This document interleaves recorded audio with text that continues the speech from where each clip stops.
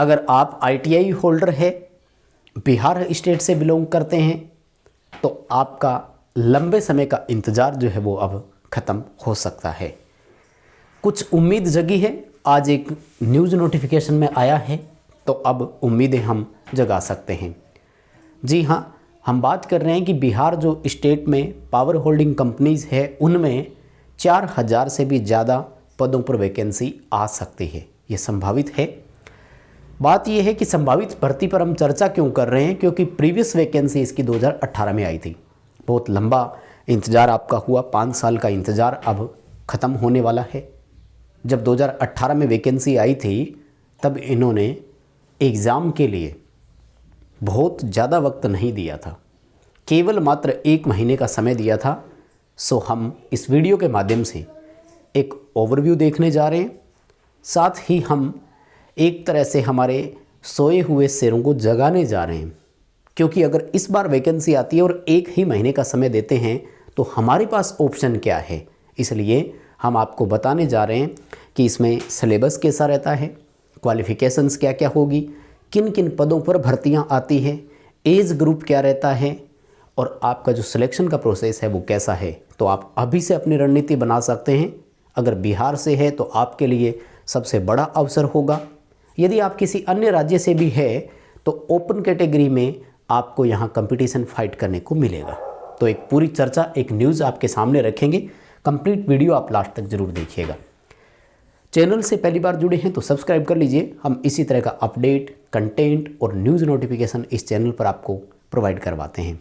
तो ये नोटिफिकेशन हमने टेलीग्राम पर डाल दिया था आज सुबह ही। आइए मैं आपको प्रीवियस नोटिफिकेशन के अकॉर्डिंग कुछ चीज़ें बताता हूँ। तो देखो, ये जो नोटिफिकेशन है ना, ये है 2018 का। अब कोई ये बोलेगा कि आप 18 वाला कैसे बता रहे हो। तो देखो भाई, जिस दिन नया नोटिफिकेशन आएगा ना, आपको 1 महीने का भी समय नहीं देंगे ये पढ़ने के लिए। तो पहले से ही तैयार हो जाओ। और जिनको लगता है कि हाँ हमारे पास सब कुछ है और हमें, तो आपको ये वीडियो देखने की ज़रूरत नहीं है, आप वीडियो को स्किप कर सकते हैं। देखो, जो वैकेंसी आती है ना, उसमें आपके पोस्ट रहते हैं 4। सबसे पहले तो मैं यही जानकारी आपको देना चाहूँगा, पूरी डिटेल है। असिस्टेंट ऑपरेटर के नाम से आती है, SBO बोलते हैं, switch board operator second, junior lineman के नाम से आती है, और टेक्नीशियन ग्रेड 4 के नाम से वैकेंसी आती है। ये रहते हैं आपके टोटल यहाँ पर 4 पद। इन पदों के लिए फॉर्म भरते समय आपको प्रेफरेंस देनी होती है। असिस्टेंट ऑपरेटर को पहली प्राथमिकता देनी है इस बार जब आपका वैकेंसी आए और आप फॉर्म अप्लाई करो तब, क्योंकि इसका जो पे स्केल होता है ना, वो थोड़ा सा ज़्यादा होता है। एज क्राइटेरिया मैं आपको बताऊं यहाँ। चलो पहले क्वालिफ़िकेशन आ गई तो इसी पर बात कर लेते हैं। क्वालिफ़िकेशन चारों पोस्ट के लिए एक बराबर रहती है, एक जैसी होती है। चारों में कोई अंतर नहीं होता है कहीं पर भी। लगभग अगर आपको मैं सारी डिटेल के साथ में बताऊं तो 10th मांगते हैं, मैट्रिकुलेशन पास, और इसके साथ में देखो क्या दिया इन्होंने, ITI पास किया हुआ हो। ITI आपका NCVT से भी चलेगा, SCVT से भी चलेगा, तो कोई इश्यू नहीं है। जहाँ से भी आपने कर रखी हो दोनों चलेंगे। कहाँ से? केवल मात्र इलेक्ट्रीशियन ट्रेड में। देखो, चारों पोस्ट के लिए केवल एक ही ट्रेड से मौका मिलेगा। सबसे बड़ी और अच्छी बात यह है कि चारों में आपको प्रेफरेंस भरनी होगी। अब इसमें बच्चा क्या कंफ्यूज नहीं रहेगा। आपको ये सिलेक्ट नहीं करना कि मैंने तो ये पोस्ट सेलेक्ट कर ली, इसकी मेरिट देखो नीचे रह गई, काश मैं ये ले लेता। तो ये सोचना यहाँ पर नहीं पड़ता। सीक्वेंस आप भर दो, पहले नंबर पर सिलेक्शन हुआ तो ठीक, नहीं तो 2 नंबर वैकेंसी में हो जाएगा, नहीं तो 3 नंबर में, और नहीं तो सबसे लास्ट वाली में तो हो ही जाएगा। यानी यहाँ पर अपॉर्चुनिटी बहुत है बच्चे के पास, उसको किसी भी तरह की रिस्क नहीं है। तो ये सबसे अच्छी चीज़ मुझे इनकी लगती है।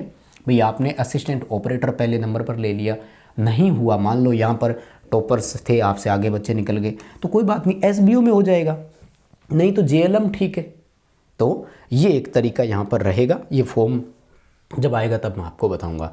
यहाँ पर पे स्केल और उसकी तो मुझे नहीं लगता कि अभी चर्चा करने की ज़रूरत है। क्या पे स्केल के लिए इसलिए कह रहा था मैं, देखो, और जो ऑपरेटर होता है उसको लेवल 4 में रखा जाता है यहाँ पर, यानी उसकी बेसिक जो है वो आपसे ज़्यादा होती है। हालांकि इनिशियल पे तो ज़्यादा ही दिखाया जा रहा है, समान दिखाया जा रहा है, लेकिन लेवल 4 में रखते हैं तो लेवल 4 में ज़्यादा होता है। फ़र्क है इसकी, जब पहली बेसिक होगी तो वो इनसे ज़्यादा ही होगी, क्योंकि बाकी तीनों लेवल सेम है देखो, और वो एक लेवल 4 में रखा जाएगा। खैर ये तो नौकरी होनी चाहिए, कौन सी हो, ख़ास तौर से जब अपने ही राज्य में अपने ही घर में नौकरी मिल रही हो तो बुरा क्या है। मेन जो मुझे इनकी एक तो सबसे अच्छी बात और दूसरी लगी, पहले तो वो ये जो सीक्वेंस मांग रहे, दूसरी मुझे ये लगती है कि इन्होंने एज क्राइटेरिया बड़ा लंबा देते हैं। ये यानी किसी को भी अफसोस नहीं छोड़ते हैं। ये नहीं कहते हैं कि ये जी मैं ओवर एज हो गया था। 18 वर्ष से लेकर 37 वर्ष तक की एज में अप्लाई किया जा सकता है। वैसे तो यूपी में भी ठीक है, 18 से 40 वर्ष देते हैं यूपी में। तो यहाँ पर देखो आपको 18 वर्ष से लेकर 37 वर्ष तक की एज का फ़ायदा मिलेगा। अब ये जो बेनिफिट है ना, ये अदर स्टेट वाले बच्चों को भी मिलता है। राजस्थान में कोई बच्चा, अगर एक एग्जांपल दे रहा हूँ, जनरल कैटेगरी का है तो यहाँ 18 से 28 वर्ष की एज होती है।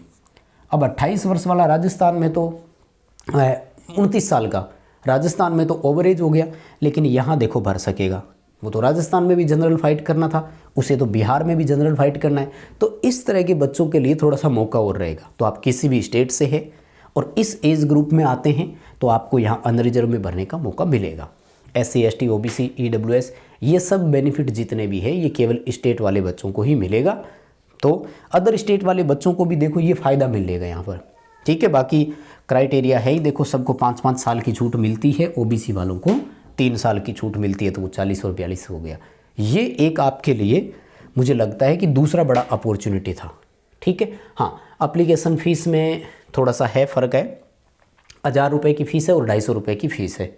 कोई बात नहीं, देखो ये तो स्टेट में जब वैकेंसीज आती है तो ये करवाते हैं, इस तरह का फ़ीस वगैरह का रहता ही है। और ये मैं आपको क्रूशियल डेट की जो मैं बता रहा था ना, ये है देखो, फॉर्म भरने की जो लास्ट डेट थी ना वो 8 अक्टूबर थी और अक्टूबर के लास्ट वीक में ही इन्होंने बोल दिया था कि CBT एग्ज़ाम ले लेंगे हम आपका, समझ रहे।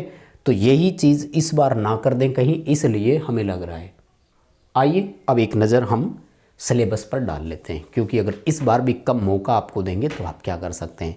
सबसे बड़ी बात तो मैं ये बता दूं कि जो बच्चे UPPCL TG2 की तैयारी कर रहे थे ना, सेम वही सिलेबस है, उनको एक्स्ट्रा कुछ भी नहीं करना, वही सेम 5 टॉपिक है। कौन कौन से हैं मैं जूम कर करके एक एक करके आपको दिखाना चाहूँगा।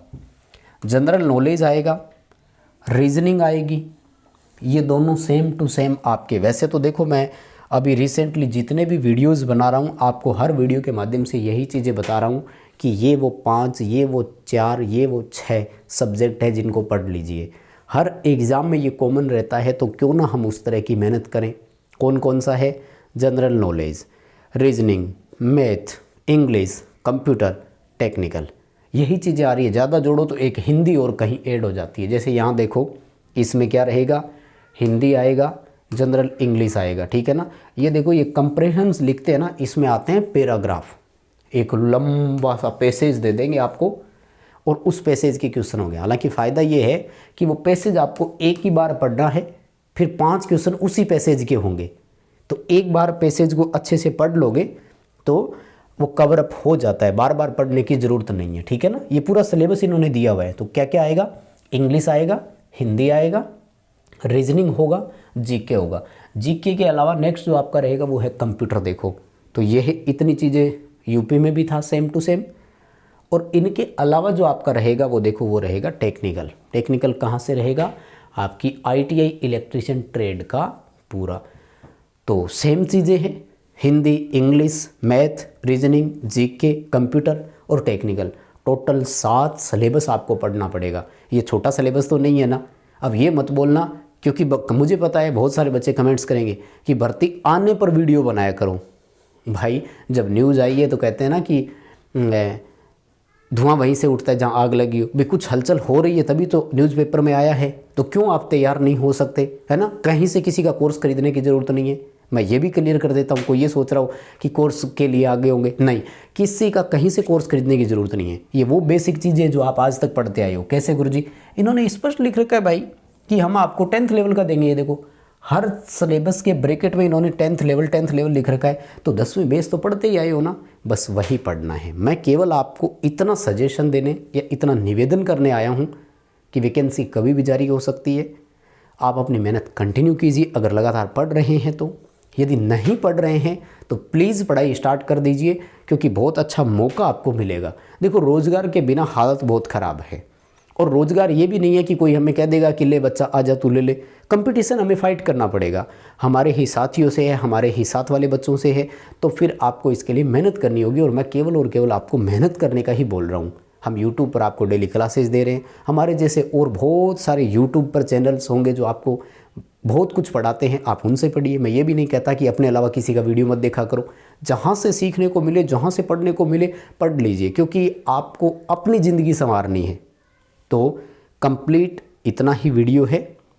चीज़ें पसंद आई हो तो लाइक ज़रूर कर देना, बातों से सहमत हो तो कमेंट करके ज़रूर बताना। हालांकि बहुत सारे बच्चे लास्ट तक वीडियो देखते नहीं हैं, तो यहाँ तक शायद ही कोई पहुँचा होगा, वो कमेंट पहले ही कर चुके होंगे। और हाँ, चैनल से पहली बार जुड़े हो तो सब्सक्राइब कीजिए, और आप मेरी बातों से सहमत हैं तो इस वीडियो को अपने दोस्तों तक ज़रूर पहुँचाइएगा। बहुत बहुत धन्यवाद, शुक्रिया।